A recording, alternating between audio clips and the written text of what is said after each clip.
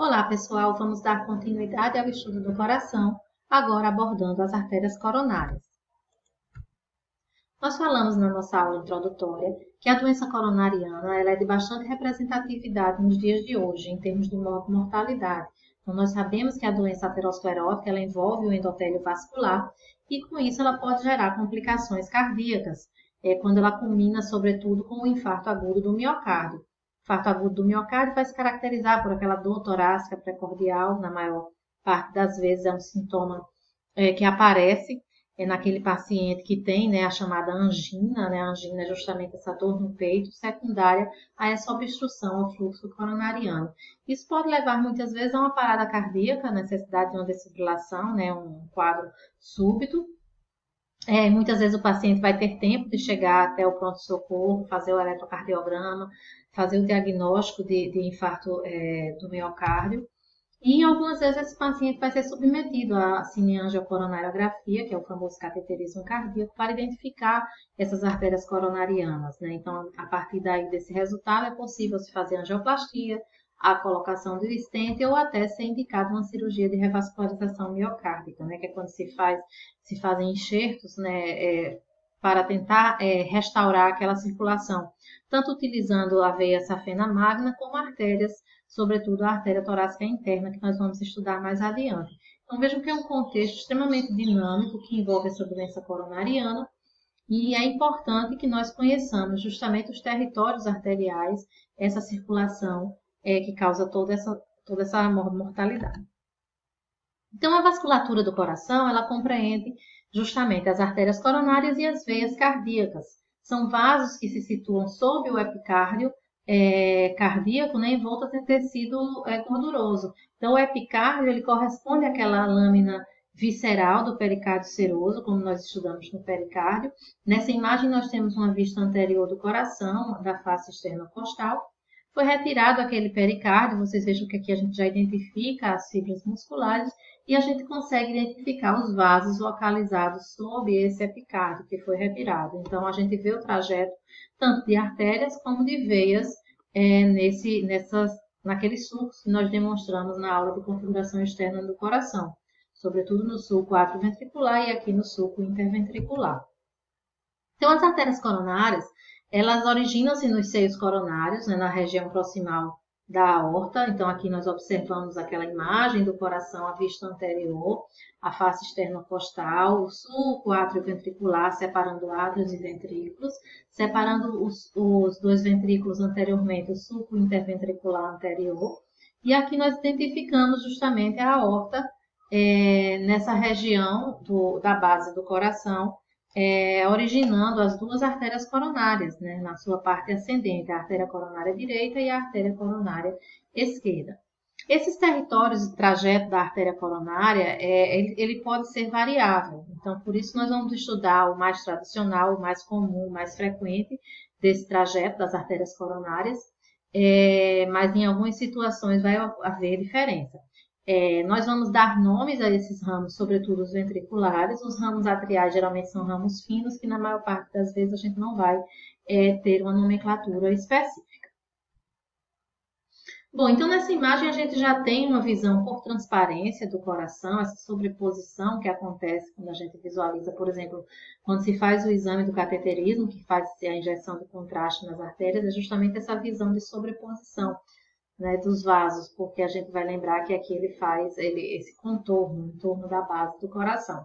Então, aqui nós temos, mais uma vez, a região do ventrículo direito, a região do ventrículo esquerdo, aqui a aorta, a artéria coronária direita e a artéria coronária esquerda, que vai se dividir em dois ramos, né, o ramo interventricular anterior e o ramo circunflexo.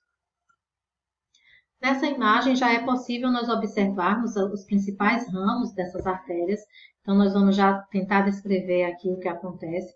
Então, nós temos que a artéria coronária direita, ela se origina naquele seio coronário direito, na aorta ascendente. Ela tem esse trajeto voltado para a direita no sulco coronário. Vejam que ela vai contornando o sulco coronário até a margem direita do coração. Nessa região inicial, um dos primeiros ramos que ela vai emitir é o ramo do nó sinoatrial. Esse ramo vai ser responsável pela irrigação do nó sinoatrial, que é quem comanda o ritmo cardíaco. Vocês vejam que esse ramo fino ele vai passar aqui entre a aorta até a região da veia cava superior, contornando essa face medial da veia cava superior, que é onde vai estar localizado o nó sinoatrial ou sinusal. Então, fica situado próximo a esse encontro da veia cava superior com o átrio direito. Na sequência, nós vamos descrever alguns ramos, né, sobretudo esses que vêm para o ventrículo. Então, o primeiro ramo que desce aqui nessa face anterior do coração, na face esternocostal, é justamente o ramo do cone arterial. Então, ele irriga aquela região do cone arterial ou infundíbulo. Então, esse raminho fino que passa aqui. Então, depois nós vamos ter alguns ramos que seguem para a face anterior do ventrículo. Então, são os ramos anteriores do ventrículo direito. Ramos atriais fininhos, que nós observamos aqui. E aqui nós temos um outro ramo importante na margem direita do coração, que é o ramo marginal direito, da artéria coronária direita. Então, um ramo mais calibroso, que vai fazer a irrigação dessa face, essa parte mais inferior, já no encontro aqui com a face diafragmática. Então, veja que após emitir esse ramo marginal direito, a artéria coronária direita ela se encurva e ela vai se continuar na face posterior ou diafragmática do coração. Continua no sulco coronário e nós vamos ver mais adiante esse trajeto da coronária direita. Já a artéria circunflexa, já a artéria coronária esquerda, ela vai se dividir em um ramo circunflexo ou artéria circunflexa e um ramo interventricular anterior. Então, vejam que esse ramo interventricular anterior, ele vai descer desse trajeto descendente na região do sulco interventricular anterior em direção ao ápice. E aqui ele vai emitir ramos laterais ou diagonais, que vão nutrir essa face anterolateral do coração, e ramos septais, né, ramos septais interventriculares, que vão nutrir a região do septo interventricular. Então, ele vai se aprofundar aqui no tecido miocárdio e nutrir essa parte anterior do septo interventricular. É a artéria mais importante do coração, porque além dela emitir os septais, ela vai emitir esses grandes ramos, que são esses ramos laterais ou diagonais, que vão nutrir toda a face anterior do ventrículo esquerdo. Então, uma falência, uma obstrução nessas artérias vai prejudicar, vai levar a uma dificuldade na irrigação desse músculo e, consequentemente, numa hipocontratilidade, ou seja, um músculo que vai ter dificuldade de se contrair para bombear o sangue. Já o ramo circunflexo, ele vai seguir no sulco coronário, no sulco átrio-ventricular, né? Então ele vai continuar contornando essa base do coração, entre o átrio e o ventrículo, nós observamos aqui, e ele vai emitir ramos, sobretudo para a parede lateral do coração e a parede também posterior. Aqui nós vamos observar que esse trajeto dessas artérias, ele tem o que se chama de dominância. O que seria isso? Comumente, à medida que aqui nós temos a face diafragmática, então o que acontece? Comumente a artéria coronária direita, ela faz aquela curva aqui no sulco átrio-ventricular, e ela quando chega aqui na cruz do coração, ela vai ter esse trajeto descendente no sulco interventricular posterior. Então aqui a gente vai chamar de ramo interventricular posterior. Quando ela chega aqui na cruz do coração, ela vai emitir um ramo que se aprofunda, que é o ramo do nó AV, um ramo extremamente importante também, que nutre o tecido do nó atrioventricular, então também do sistema de condução. Por isso que infartos da artéria coronária direita, é importante que o médico fique atento para a possibilidade do paciente desenvolver um bloqueio atrioventricular, que é uma falha na condução entre o átrio e o ventrículo, e a necessidade de colocação de um implante, né, do marcapasso provisório. Tá? Então, esse ramo é emitido nessa região. Então, quando a artéria coronária direita ela emite esse ramo interventricular posterior, ela que é a artéria dominante. Isso acontece em 67% a 70% dos casos. Então, a dominância refere-se justamente àquela artéria que emite esse ramo que passa no sulco interventricular posterior. Em algumas situações, o que nós vamos ter é que a artéria coronária esquerda é que vai originar esse ramo interventricular posterior. Vejam que aqui a gente tem o ramo circunflexo, ele emitindo, né, ramos aqui para a região do ventrículo esquerdo, e aqui emitindo esse ramo interventricular posterior. Então, nessa situação, a dominância vai ser da artéria coronária esquerda, porque vejam que ela vai nutrir toda a face esternocostal e também essa face diafragmática. Em algumas situações, nós vamos ter a codominância, que é um território mais equilibrado entre os dois territórios. Então, é como se a própria artéria coronária direita, ela emite ramo aqui também nesse sulco interventricular posterior, mas existe participação também da coronária esquerda. Bom, então sobre a artéria coronária direita, ela se origina no seio da aorta, nós observamos aqui o trajeto da artéria coronária direita, ela nutrindo essa parte do ventrículo direito, ela tendo esse trajeto no sulco átrio-ventricular, encoberta parcialmente pela aurícula, observem aqui a aurícula direita é abatida, e ela segue, então, emitindo seus ramos do cone arterial, ramos anteriores do ventrículo direito, ramo marginal direito até se encurvar. Né? Então, aqui são os ramos da artéria coronária direita, como nós falamos. À medida que ela se encurva para essa face diafragmática, ela vai emitir também, além da interventricular posterior, os ramos septais, né? Que fazem essa parte posterior do septo. Tá? Muitas vezes ocorre a anastomose, aqui na região do ápice, desse ramo interventricular posterior com o ramo interventricular anterior. E ela emite, em 80% dos casos, justamente o ramo do nó átrio-ventricular.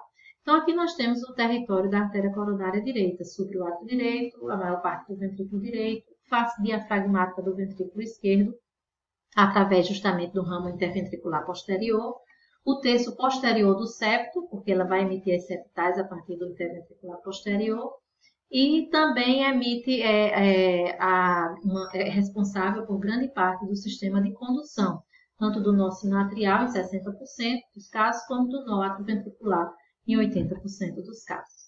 Já a artéria coronária esquerda, nós temos aqui o trajeto da interventricular anterior, antigamente ela era chamada de descendente anterior, por isso que vocês podem encontrar com a sigla de DA, tá? Mas o correto é interventricular anterior, emitindo, como nós falamos anteriormente, os ramos laterais ou diagonais e os ramos septais.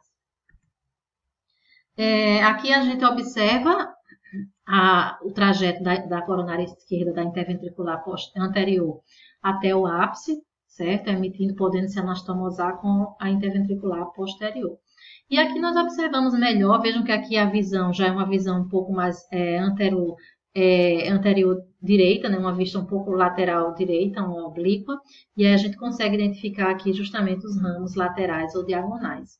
Aqui nós observamos aquele ramo marginal esquerdo, esse ramo marginal esquerdo ele se origina do ramo circunflexo, que contorna a base, e depois nós vamos ter os ramos posteriores do ventrículo esquerdo. Então vejam que a interventricular anterior ela é mais responsável pela região anterior do ventrículo esquerdo, enquanto que o ramo circunflexo ele é mais responsável pela região lateral e parte posterior também do ventrículo esquerdo. Então, aqui repetindo aquela mesma imagem, falando justamente dos ramos septais da interventricular anterior e os ramos laterais, antigamente diagonais, que vão seguir para a parede anterior do ventrículo esquerdo. Esses ramos laterais eles são extremamente importantes também, porque eles nutrem uma área nobre do ventrículo, inclusive eles são passíveis também de se fazer angioplastia, sobretudo quando são ramos mais calibrosos. Aqui nós observamos os ramos que se originam da circunflexa, né? Do ramo circunflexo da coronária esquerda. Então, nós temos o ramo marginal esquerdo e ramos para a parte diafragmática do VE, que é justamente os ramos posteriores do ventrículo esquerdo. Então, aqui nós temos essa vista posterior do coração.